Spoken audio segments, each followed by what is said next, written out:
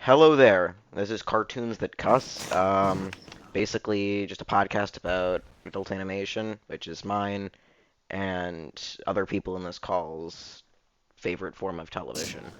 So we're gonna start the first episode off right now with Uh, the Bob's Burgers movie, which I think is the largest adult animation thing that's happened with so far this year, 2022.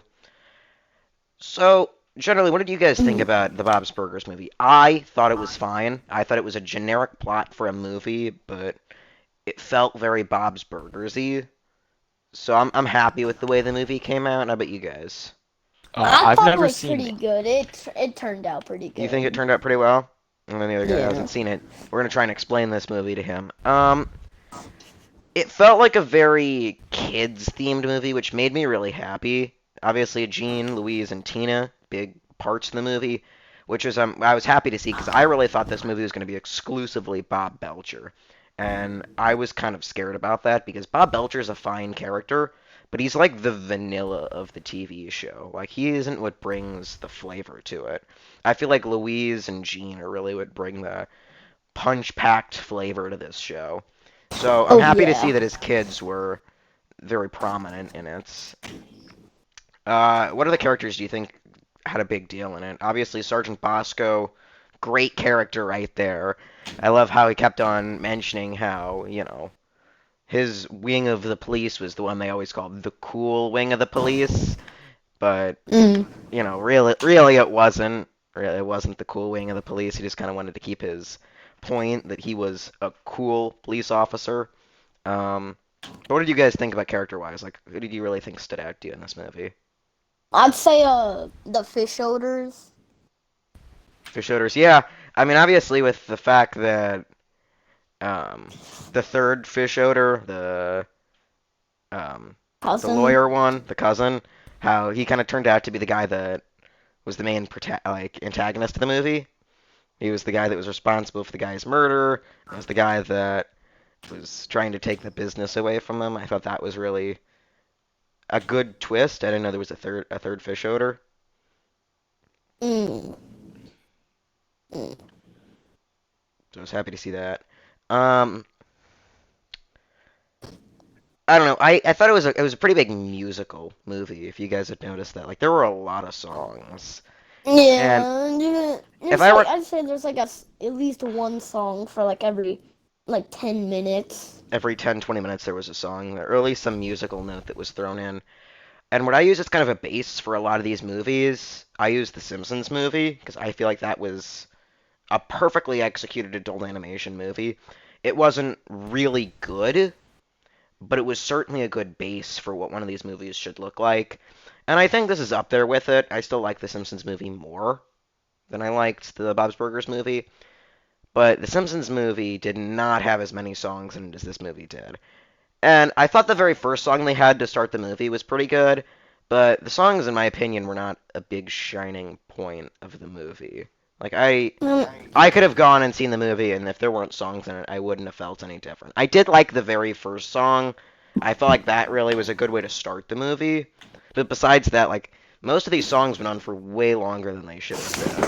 It kind of felt it kind of felt like it was a decision on the corporate part to make songs for the movie that would then turn into music videos so that they could get a little extra money, and that's why they made songs mm. like 2 minutes long. And I felt like that was maybe not as wise of a choice because one of the big dislikes for me was the fact that some of these songs mid-movie went on for 2, 3 minutes maybe, when realistically they should have only gone on for maybe 45 seconds because they were way longer than they needed to be. I mean, these type of movies don't normally have like the musical theme Yeah. for it. It's because usually when you Um, have a musical theme, you think of an animated movie that's for little kids, but this certainly was not one of them. Like, obviously, it no. wasn't like there were a lot of kids in the theater seeing this movie because I feel like this really, much like The Simpsons, really opens up to like the 10 to 15 age range. Right there is when these movies are really their primest for those kids. But like when I I would think, not honestly I wouldn't recommend it for like someone under like the age of 7. Somebody under 7, I wouldn't take him to this. I don't know why you would, but I think for a parent, maybe mentally thinking, may see the logo of this, and they're like, oh, the Bob's Burgers movie. Oh, these look like animated characters. This looks like this is probably a good movie to take my kid to. And then you realize later on in the movie, it wasn't probably that great of an idea.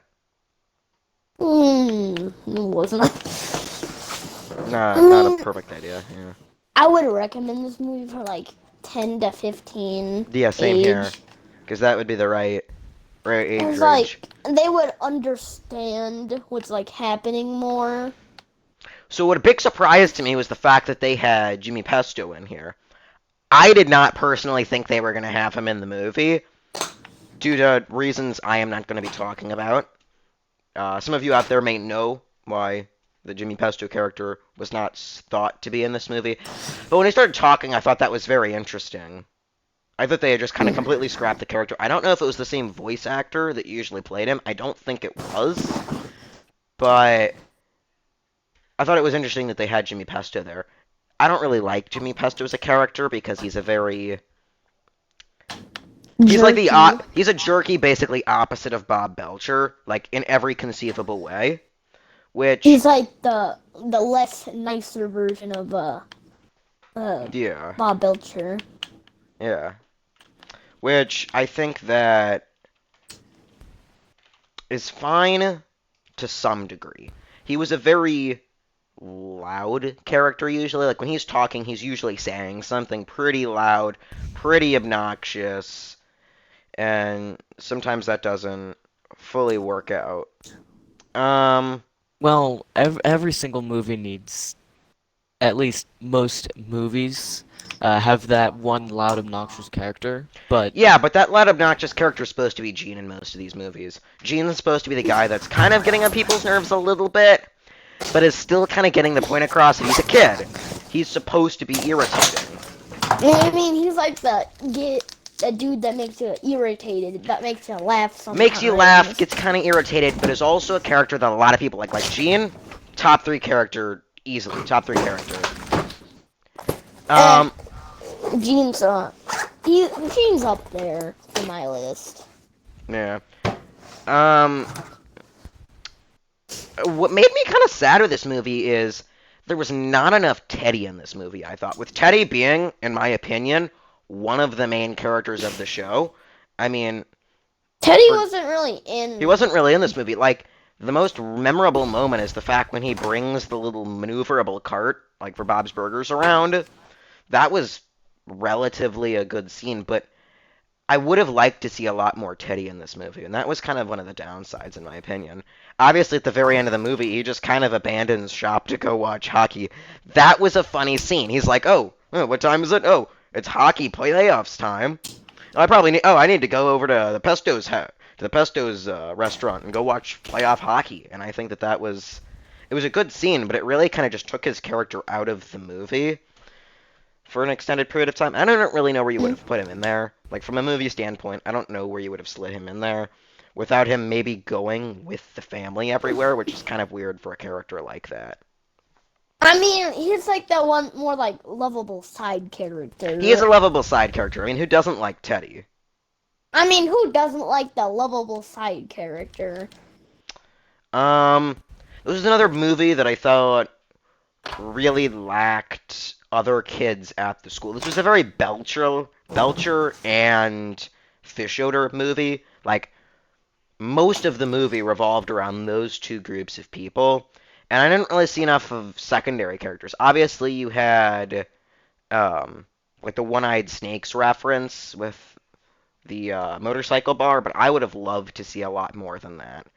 I don't think I saw enough of that to really get super excited for, oh, we're gonna see a whole bunch of characters we haven't seen since season 4, maybe, which kind of made me a bit sad. I mean, like, there were some good characters, but like, I would have loved to see like the one-eyed snakes again. Yeah, they were one of my favorite things. One of the characters that was briefly in the movie, but is always one of my favorite characters to see, is regular-sized Rudy. I just think that it's hilarious how his actual name is regular-sized, opposed to, Little Rudy, or Big Rudy, or regular size Rudy. He always has an inhaler on him. I think the episode where they introduced his character was good. Uh, he nearly suffocated because Louise had to do her thing by breaking the rules. Um, one of the characters that always kind of gets left behind is Tina in a lot of in a lot of episodes.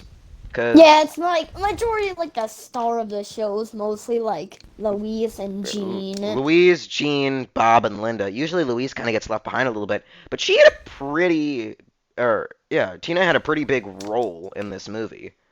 I mean, with Tina wanting to have her summer boyfriend, that was probably a very big aspect of this movie, which I thought was totally fine. Tina's a fine character. She's kind of like Like the uh, chill character. the chill character in the show who just kind of lets everything happen, which I think was fine. One character I really wished was a lot more in here was, besides obviously Teddy, was I really hoped to see a lot more of, um, characters like Zeke and, the, who is it? The, The twins. the Like fish. twins. I mean, obviously there's the fish odor twins, but I would have wanted to see a lot more of like Ollie and Andy Pesto, um, Jimmy Jr. would have been a great character to see. Daryl, like these characters were there, but they had really small parts, which I had hoped there would have been a much larger part for a lot of those. I had hoped, much like the Simpsons movie, where almost every Uh, character that you could conceive of in the Simpsons had at least some part in. I kind of wanted them to bring back Mickey for like Yeah, some part, yeah, I had cause hoped that they he's would have like brought Mickey back. He had he's a like one little of bit of a those funny part. people. He had a little bit of a part there, but I had just hoped that he was a lot more in the show, with kind of It being was the guy that was always gets arrested for stuff and has always kind of had a rough life. I know. I think they showed him when they were down in the Kearney town. He was there, but I had hoped that he was maybe there a little bit more, for sure. Um, Overall with the movie, it was fine, but I certainly would have wanted to see a little bit more action for it. The only action scene that really comes to mind is when they're driving around in those little like buggy cars. Do you remember that? They were Yeah. a little I like mean, like crab car. only action I can remember is when they're in the hole and when they're having like the drag race with the cousin fish odor. Yeah, they're driving around with him, and then they kind of get stuck under that area. That was a scene that I really liked. Is when they were trapped underneath the rubble, because I felt like that was a really good way that you could have like handled some big topics with the characters, really gotten in depth with a lot of things. And I just felt like it was a nice scene. Like it was a big change of pace. Usually you don't see like emotional scenes like that in TV anymore because it's always, oh, the good guys always have to win. Until you realize that the entire Belcher family is in a crab car trapped beneath a foot of rubble, suffocating. Until, obviously that isn't the case anymore. I mean, they ain't gonna like kill the main character in like first They're gonna episode. kill the whole family, but I always like seeing a scene where it's kind of like dramatic for the main characters a little bit. I mean, like I like the scene where like, oh no, you need to pay rent by so and so date, or like you need to do something for someone else. I Yeah, like that kind of stuff. yeah, I do too. One thing that I did not like about this movie that was a big point with me is the fact that they kept on hinting on what was behind Louise's ears. Like the big rabbit ears that she wears. They kept on hinting But that her ears were going to come I off, and then didn't they like never did. Never came like off. oh the hat came off, but like you never saw what You it never looked saw her like. head. And I guess we kind of have a vague look of what her head looks like by just kind of I assuming, but mean, like we don't know. She could be bald under that. honestly, We don't know. We don't know. I mean, you could assume she kind of looks like what the character I'm talking about. Like Linda. Yeah, like She looks like a Linda. small Linda. That's what you'd figure her head looks like, but you just don't see that. I Um, mean, She could have like a mohawk or something. She could have a You'll never mohawk. You know. don't know. One thing that I thought was really interesting is when they introduced Grover Fishoder, which for those of you who don't immediately know the name Grover, I didn't know until I was making sure I had the notes for this. Grover Fishoder is the third Fishoder. That's his name. It's Grover. He's a new character they added in for this movie, who is their lawyer. And I thought it was really interesting that when they added him in, they made him the cousin of the family, which was kind of different because, truth be told, obviously, unlike the other Felix Fischoeder and Calvin Fischoeder, who are just kind of generally successful, Grover Fischoeder built his success manually by being a lawyer, which I thought was kind of a difference in how the family structure was set up. Overall, this like movie really felt like a condensed version of when Felix Fischoeder's girlfriend tried to kill everybody, didn't it? It felt like a really like long version of that episode or of those episode. I think it was an episode or maybe two episodes It's like that where one type of episode where like they stretch it out longer, so you have yeah, like more more runtime for suspicion. it.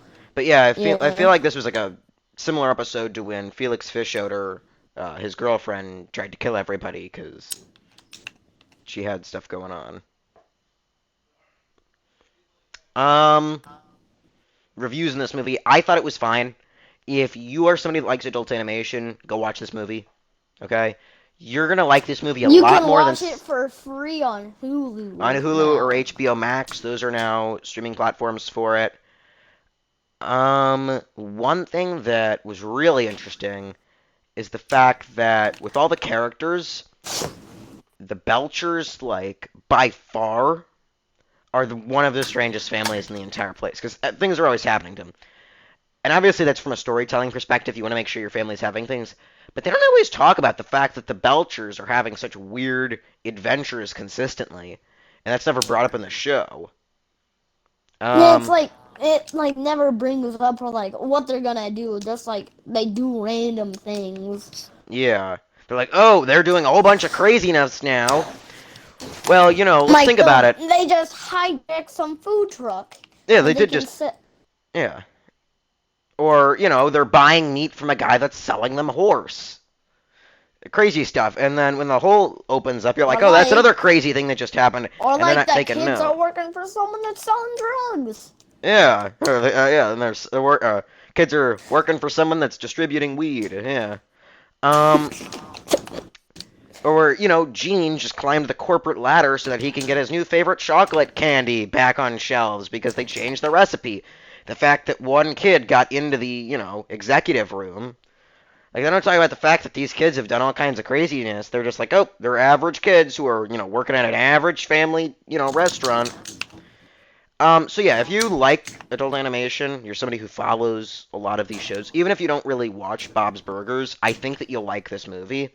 But for somebody that doesn't watch this kind of TV and whatnot, I mean, this is probably I not going to be as up in. to this point I haven't watched Bob's Burgers before I watched the movie, and then I got into Bob's Burgers because I really enjoyed the movie. Because, like, if you're not somebody who finds this stuff funny, you will not find this movie very funny. I took two people to go watch this movie when it first came out, the day it was released, who weren't really into this scene. I mean, I know one of them, like, watched Family Guy a bunch, but Family Guy is a very different taste than this show is. I say it's more like adult.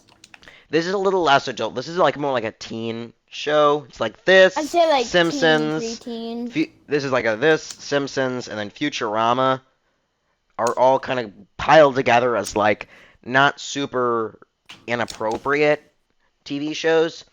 And if you're somebody that enjoys that, like I certainly, those are three of my favorite. Futurama is my favorite, but these really work with those kinds of people, but other people it just did not work with. They did not find the movie funny. They just thought it was an average animated movie. So yeah, thank you guys for watching this podcast. Make sure to like and subscribe.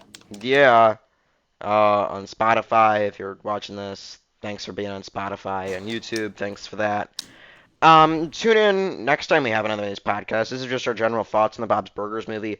We'll probably have a plot where we talk about the plot of the movie at some point, but this is just us generally talking about our thoughts on the movie. I'm sure at some later date we'll have one where we're talking about scene by scene what we thought was really being talked about. Well, thank you for watching. We'll see you next time. Make